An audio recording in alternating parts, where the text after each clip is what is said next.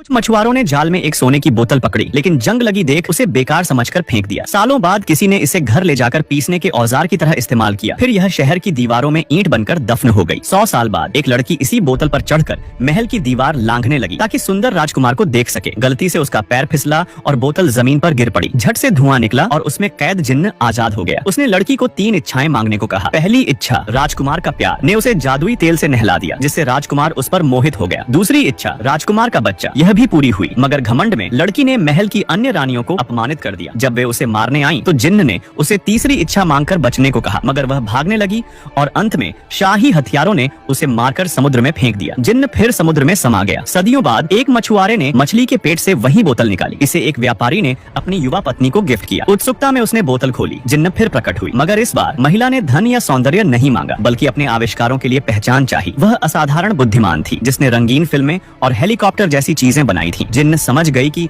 अगर वह पुरुष होती तो महान वैज्ञानिक मानी जाती, मगर एक महिला होने के नाते उसे बस एक अमीर की शोभा बनकर रहना पड़ा। पहली इच्छा हर ज्ञान को आत्मसात करने की क्षमता। जिन्न ने उसे किताबों का अथाह समुद्र दिया। उसने गणित, दर्शन और खगोल शास्त्र में महारत हासिल की। दूसरी इच्छा सपनों में प्रेरणा पाने की शक्ति। इससे उसने विद्युत चुंबकत्व की खोज की, पर ज्ञान ने उसे खुश नहीं किया। वास्तविकता में उसे पति की इच्छाओं का गुलाम बनना पड़ा। जिन्न उससे प्यार कर बैठी और हमेशा साथ रहने के लिए तीसरी इच्छा रोकने लगी, मगर महिला को किसी की कैद पसंद नहीं थी। क्रोध में उसने चिल्लाया और यह अनजाने में उसकी तीसरी इच्छा बन गई। वह सब भूल गई और जिन्न फिर बोतल में कैद हो गई। सदियों बाद इस्तांबुल की एक महिला उपन्यासकार ने एक प्राचीन दुकान में वही नीले सफेद कांच की बोतल देखी। बेटा, मम्मी पापा से प्यार करने वाले लाइक सब्सक्राइब करो।